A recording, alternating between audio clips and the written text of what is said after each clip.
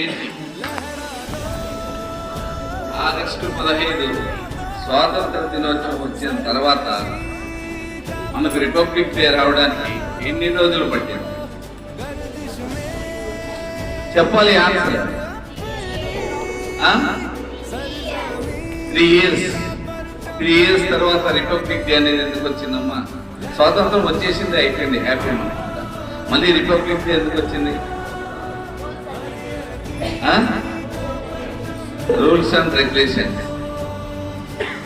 So మన ఇండియాకు పరిపాలించింది British వాళ్ళు కాబట్టి వాళ్ళ ఇల్లు అయిపోయింది మన భారతదేశం. వాళ్ళ ఇంట్లో ఉన్న సౌకర్యాన్ని వాళ్ళు చూసుకున్న తర్వాత మన వాళ్ళని తరిమి కొట్టారు.